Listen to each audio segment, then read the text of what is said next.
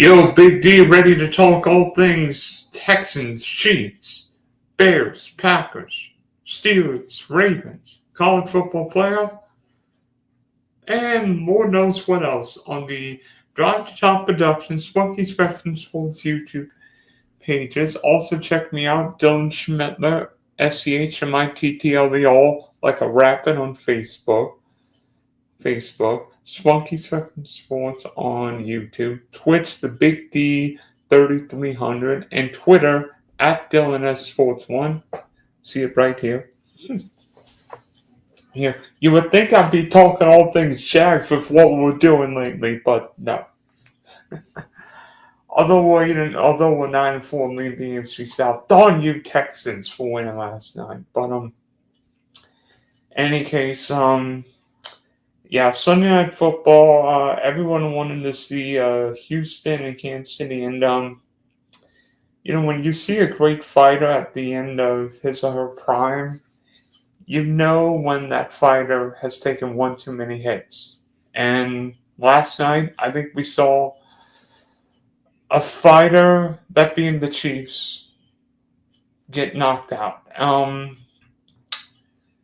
Frankly, this Kansas City dynasty has been incredible, whether you like it or not. I mean, 7 AFC championship game appearances, 5 Super Bowls, 3 Super Bowl championships, and the only 2 non-Super Bowl appearances Kansas City lost in overtime.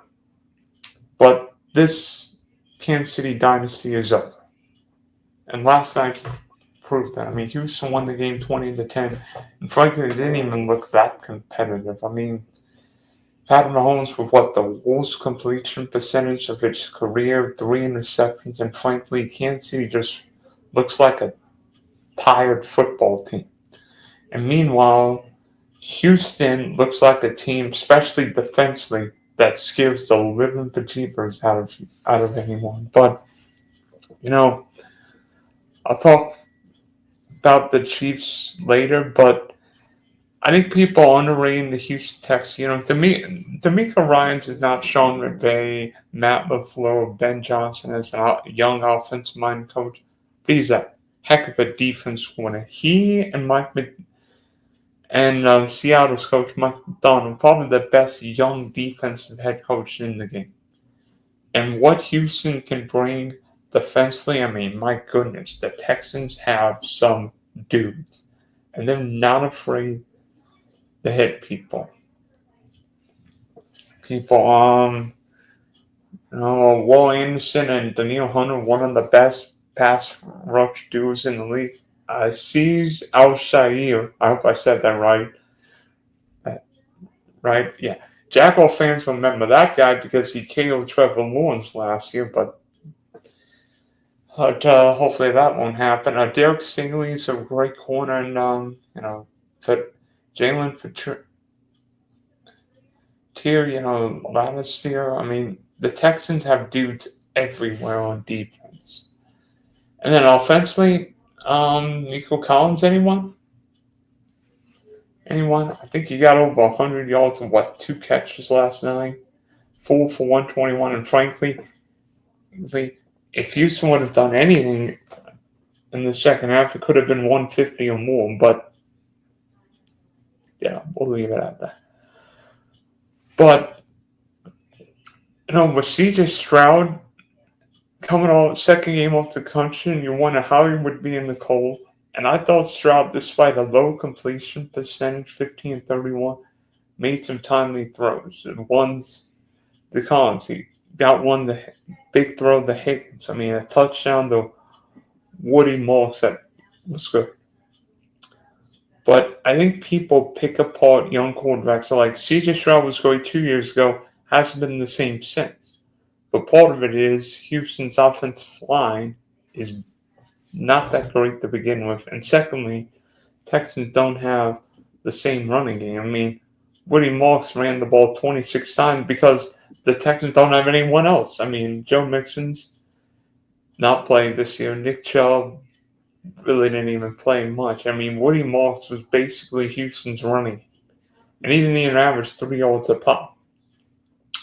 But with Houston, Woody Marks, capable running back, especially pass catching guy from USC. So capable of that. And with Houston, I never thought the Texans will, even when the game was close, were never in trouble. Even when Kansas City tied up the third quarter, part of me thought, you know what, if if the Texans don't, what this game, Houston's not going to lose because Houston's got the better players, and it just shows when good teams draft guys and get guys and take advantage of a quarterback on a rookie deal. A team can get sort of really strong fast, and Houston won the division 2 straight years. Very possible of winning 3 straight. Sad but true. And a lot of people thought the Texans were dead. I'm not kidding. Were dead early in the year at what 0-3, and then 3-5. They were questioning whether or not C.J. Stroud had regressed, whether or not D'Amico Ryans might be in trouble, and then week 10 win in Jacksonville changed the season. The Texans lose that game, they're done. But come back from down 19, win that game, and now have won 5 straight. And it's not like the Texans have beaten all lollipops. They beat the Jags, the Bills, the Colts with Daniel Jones, and now the Chiefs. And I'm going to give credit to the Texans. I mean, Denver and Houston might have the best defense in the league. And I'm telling you this, I don't want to play the Texans in the first round because they will hit. If you're the Bills, I don't want to be in Houston. I'd much rather play. Be honest with you, I think I'd rather play the Patriots in Houston right now. That sounds counterintuitive. Now, does Houston have the best offensive line, the best running game? No. But with that defense, that quarterback, and a top 7-8 wide receiver, the Texans could beat a lot of teams, especially with right now. How would I? Yeah, all the good quarterbacks might miss the playoffs this year. I mean, Mahomes, Lamar, and Joe Burrow right now are not in the AFC playoffs. But let me tell you who is in position. 42-year-old Aaron Rodgers, Trevor Lawrence, C.J. Stroud, Justin Herbert, some guy named Josh Allen, and of course Drake May and Bo Nix. So not exactly Peyton Manning, Tom Brady circa 2000, or Big Ben circa 2009, but it's a wacky year in football. And I look at Houston. The reason why I was concerned about Houston last night, Houston plays the Cardinals and Raiders the next 2 weeks, and then plays Chargers in LA week 17 before facing the Colts. So the Texans play dome games the rest of the year. Meanwhile, the Jags play the Jets this weekend. Again, but then we go to Denver and Indianapolis, finish with the Titans. So maybe easier 15 and 18, but at Denver. And if the Jags go 3-1, lose in Denver, Houston wins out, Texans get the division. So, part of me, even though the rest of the NFL would probably say, Dylan, you're nuts. It'd probably say, part of me was like, I hope the Chiefs win because we need that buffer on the Texans. But fortunately, that didn't happen. But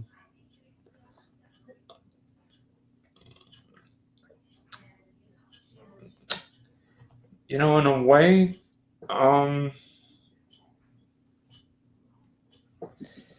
not sure if there is a dominant team in the AFC. But the team that has dominated the AFC over the past 7 years isn't going to do so this year. In fact, this is the first time in 10 years that the Kansas City Chiefs will not win the AFC West this year. And it's simple. Pat Mahomes didn't forget how to play football. Andy Reid didn't forget how to coach. Brett Veach didn't become a bad general manager. But this Kansas City Chiefs team is old. Travis Kelce dropped an easy pass last night that ended up becoming an interception. The Chief defensive line outside maybe Chris Jones, and I'm not sure he's what he was 4 or 5 years ago, cannot rush the quarterback. Kansas City cannot win one-score games, which Kansas City thrived in the last few years. And the Kansas City offensive line is nowhere near what it was 4 or 5 years ago. And despite Pat Mahomes being arguably the best quarterback in football, I mean, you could argue Josh Allen, you could argue anyone you want. The Kansas City Chiefs dynasty is over. And that's what made New England's dynasty so great, is that there were like two different runs. The dynasty with Tom Brady early, first 3 or 4 years, and then Tom Brady late, winning those 3 Super Bowls in the 20 teens.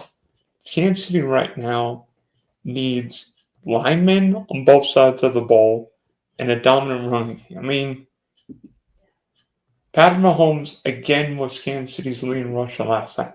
That's not going to work. You know, for whatever reason, Isaiah Pacheco is not getting the ball enough. Like, seemingly the Chiefs love Kareem Hunt, or even Brashard Smith's not really seeing the field. Kansas City needs line play and a speedier running back, because this team lacks energy. It lacks ideas. I mean, Rasheed Rice, Xavier Worthy, Hollywood Brown, this team lacks energy. And watching last night, I'm like, the Chiefs couldn't catch a cold in Alaska. Oh, my favorite terminology, the Chiefs couldn't hit water. They fell off a boat in the Gulf of America. And with the Chiefs, you have to wonder if Travis Kelce is playing his last few games in the NFL. I mean, dropped the pass against Philly, it would have been a touchdown, ended up becoming an interception. Dropped the pass last night, which ended up becoming an interception. I think Travis Kelce's getting toward the end of his career. A Hall of Fame career, a legendary career, but Travis Kelce's not what he was 10 years ago, 5 years ago, 3 years ago. I think Travis Kelce is done. And honestly, right now, I think the Chiefs have bigger issues. You know, Kansas City 6-7. The Chiefs have the same record as the Miami Dolphins. Yeah. And of course, Kansas City plays the Chiefs aren't going to win the AFC West this year, and they need a minor miracle to happen. Now, unfortunately, get the Chargers at Arrowhead next week, and then play the Titans, Denver, and then finish in Las Vegas. Thank you.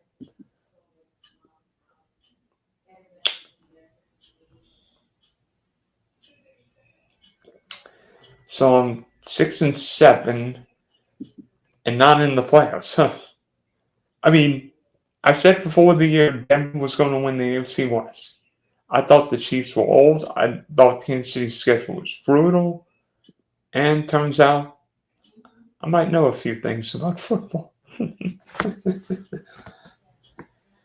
I mean, it's just weird to me that Kansas City, despite having extra rest, lost to Denver and now lost to Houston. And unlike that New England dynasty, the Patriots never ran up against another great coach. There wasn't another Sean McVay or Joe Gibbs in the AFC East. Right now, the Chiefs have Sean Payton in Denver, Jim Harbaugh in LA. Guess what the Chiefs aren't going to do like New England did seemingly year after year? Sweep every team. New England could count on a minimum 4, 5, 6 wins in divisional games. Kansas City is not going to do that. That because Sean Payton and Jim Harbaugh are every bit on Andy Reid's level. And B, you could argue, when healthy, the Chargers and Broncos have as good of rosters, if not probably better. maybe if the Chargers ever stayed healthy, but Denver's roster is certainly better. Now, Bo Nix is not as good of a quarterback, but Denver's roster with Benino and company certainly better than Kansas City's. So, who knows if Andy Reid's back, but changes are definitely coming in Kansas City. The game everyone wanted to see yesterday, Bears Packers. Can we get Bears Packers every week? Because I want to see Ben Johnson and Matt LaFleur go at it. But on paper, most people would think, it's Packers win. So what? They're at home. They did this. I think it's funny you say a really good. You don't want to say losing because losing's, but that's as good of a loss as Chicago can have. I thought Chicago in the second half played really, really well. Caleb, the running game, Green Bay's defense really fatigued in the second half. But that was a heavyweight street fight, and both teams we've had. I mean, Christian Watson. I mean, I didn't think Christian Watson would play this year with tearing his ACL in the same game last year, but Christian Watson's made plays. He caught a couple touchdowns yesterday. 4 for 89 and 2 touchdowns. Bo Melton caught a long touchdown pass. Yeah, sorry, Matthew Golden and Romeo Dobbs. Bo Melton caught a long touchdown pass. And neither team ran the ball great. I mean, Josh Jacobs did get a touchdown that put Green Bay in front. But Jordan Love, a couple of weeks ago, everybody's like, we want Matt LaFleur fired. We want Jordan Love out of town. I'm like, Jordan Love's the top 5-6 quarterback in football right now. And by golly, Jordan Love looks like it. I mean, 17-25, 234, 3 touchdowns, and Jordan Love plays his best football when it matters most, December and January. And despite it being cold, despite Kevin Burkhardt and Tom Brady looking like they're getting ready for the Iditarod, no joke, Jordan Love showed his ability. And he's got a huge arm mobility. Might be a little erratic, but you see the growth and the maturity of Love. And frankly, I think we saw that a lot with Caleb Williams yesterday. Despite the late interception, I think Caleb showed a lot of craft and a lot of uniqueness. The touchdown to Loveland, a couple plays to Burden, Komet, Duvernay, Swift. I mean, Devin Duvernay caught a long pass, and he wasn't even the primary receiver. Duvernay's a special team guy. And, I think Chicago can look back on this game and say, we went toe-to-toe with the NFC's best or one of the NFC's best.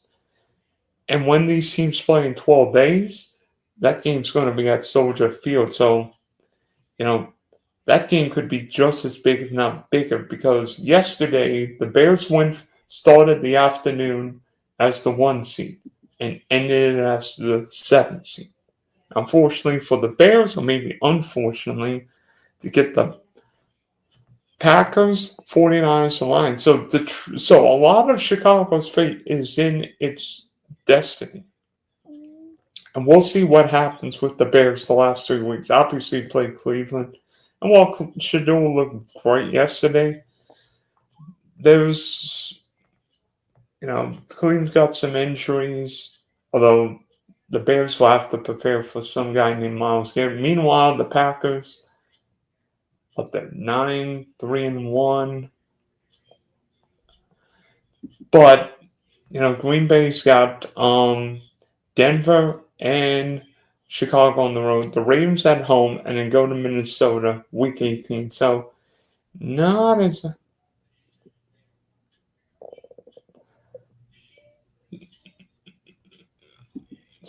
exactly the easiest schedule.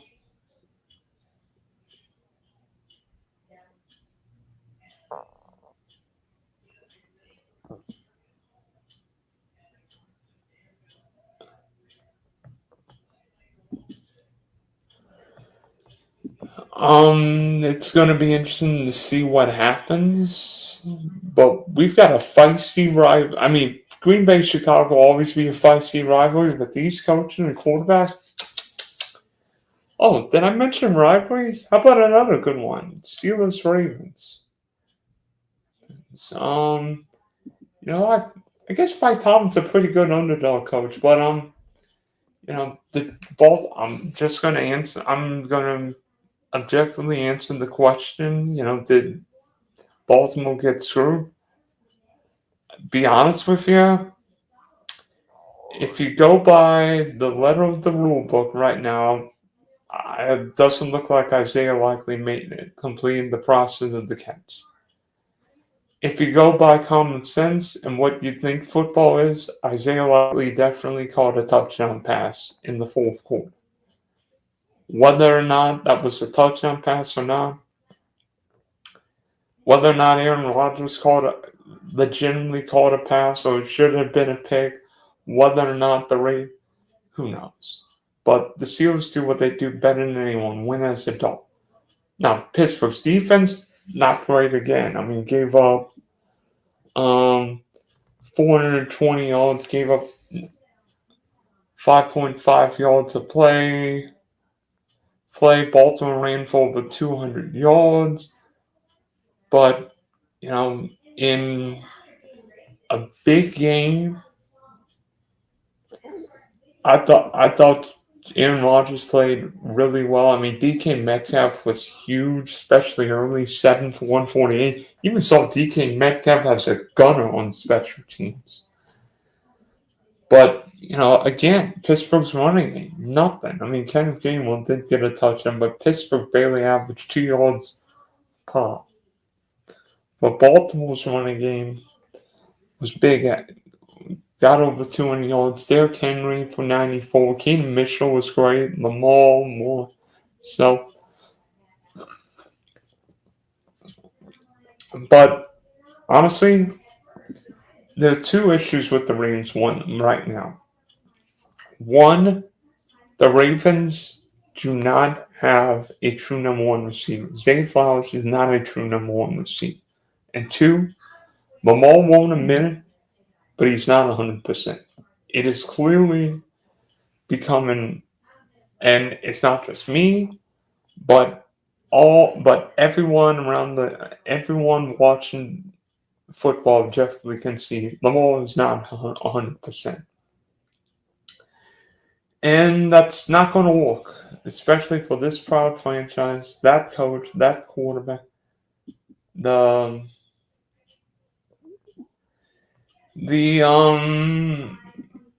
Baltimore Ravens and Pittsburgh Steelers this year are not legitimate Super Bowl contenders. And frankly, either team that wins the AFC North this year may win a playoff game, but Pittsburgh and Baltimore are not going to win the Super Bowl. And I think even Talman and Harbaugh would know it. I mean, Pittsburgh might be 7-6, but right now, I think Pittsburgh would be the one team I want to play in the first round. I don't want to play Houston. I don't want to play Josh Allen, the Bills. I don't want. I think Pittsburgh would be the team I play, even if the Steelers get a home game. I mean, the Steelers haven't won a home game since being Matt Moore a decade ago. So I just think question going to be asked about question going to be asked about the Ravens. This was supposed to be Baltimore's year, and right now they're outside the playoffs. Have 3 out of 4 on the road. They go to Cincinnati, play the Patriots at home, at Green Bay, and then at Pittsburgh again. I mean, I don't think the Ravens would fire Harbaugh, but who knows what happens in this AFC North. And by the way, it should be thanking a lucky stars the Bills came back to beat the Bengals. Otherwise, the Bengals are still in the AFC North race, but leave it at that. Now, I want to talk about the CFP College Football Playoff.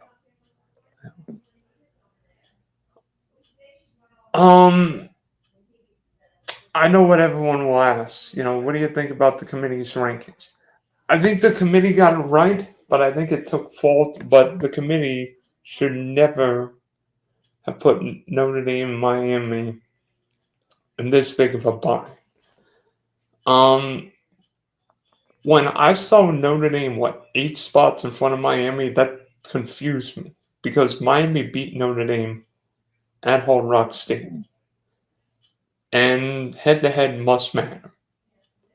And the fact Miami was behind Notre Dame was befuddling. But the committee was really caught between a rock and a hard place. First off, why are there multiple spots for Tulane and James Madison? I understand Group of 5, then these teams won't have a lawsuit, blah blah blah blah blah. But do we have the 12 best teams in college football right now? No. Notre Dame, BYU, Tech should be in the play. And right now, Notre Dame, BYU, and Brigham Young are screwed because the playoff doesn't have the 12 best teams. They have Tulane and James Madison. Congrats to James Madison for winning the Sun Belt and Tulane the American. But there's no way James Madison's beating Oregon at Autzen Stadium. And Ole Miss already beat Tulane. Now, who knows what happens about Lane Kiffin, but I don't know. We've already seen that game.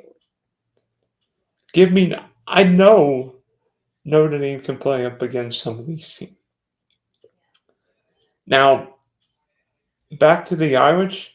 I think Notre Dame's biggest problems in regards to making the playoff are a couple reasons. One, in Notre Dame's 2 biggest games of the year, they lost to Miami and Texas A&M. And then after that, Notre Dame's best wins against USC. Miami beat Notre Dame and A&M beat Notre Dame head-to-head.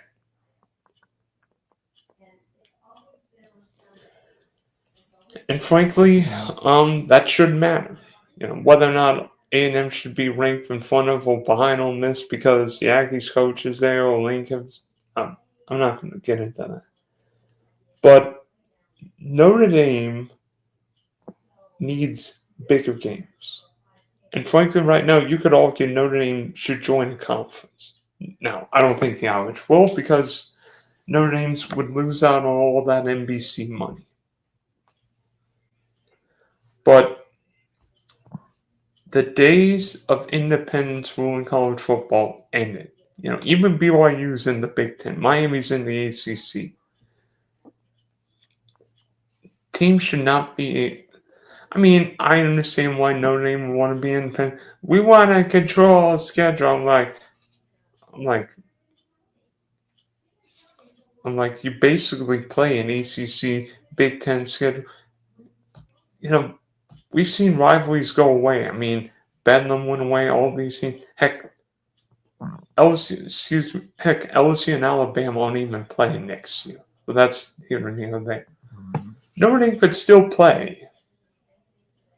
Navy could still play Purdue, will still play a couple of these traditional games every year. But Notre Dame has got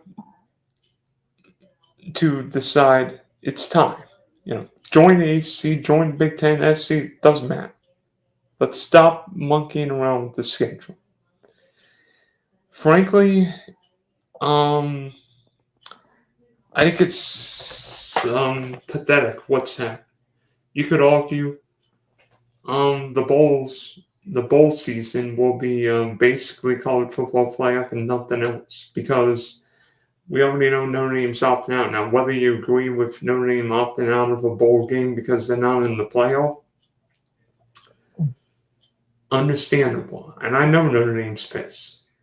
And I think that the committee would have put Miami in front of Notre Dame. Notre Dame be frustrated. But I think the Irish would understand, hey, if we're behind Miami, okay, then head-to-head matters.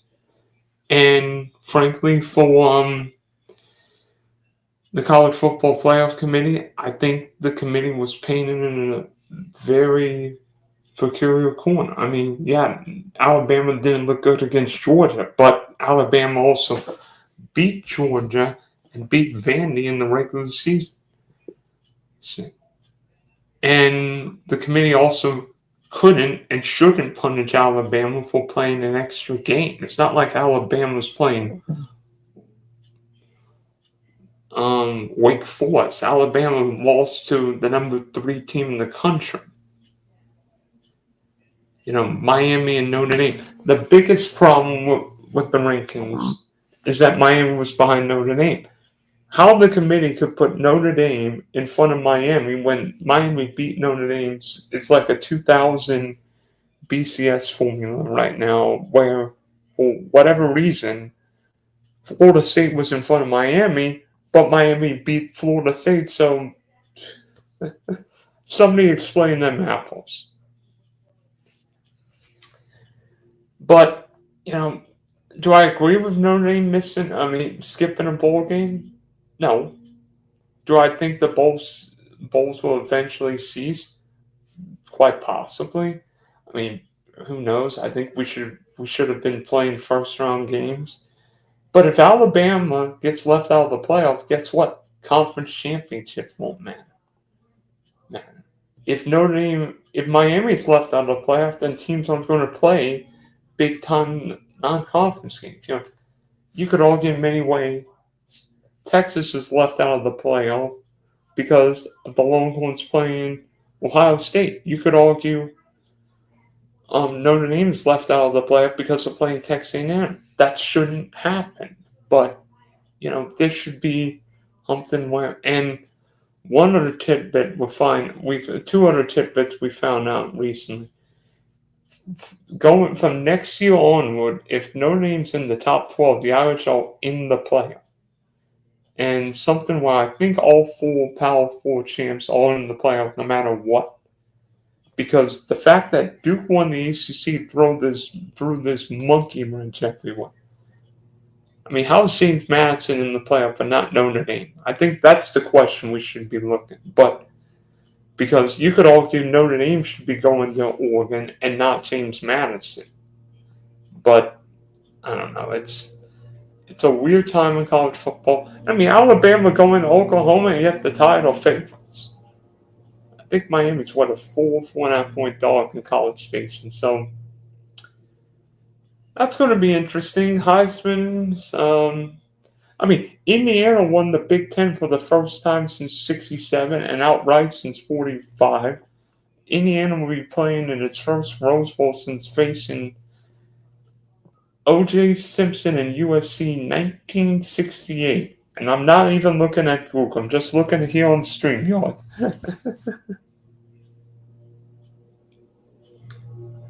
So, congrats Indiana, Georgia, all the teams for making the playoff. I'll get more in depth with that. Hopefully I'll have some guests with me.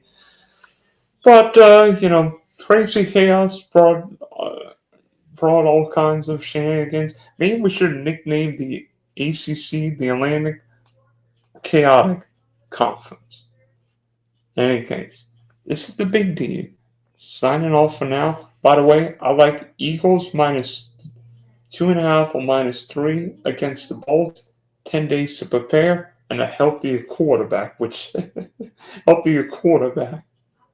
But yeah, Jalen Hurts healthier than Justin Herbert. Who would have thought that? Week 14.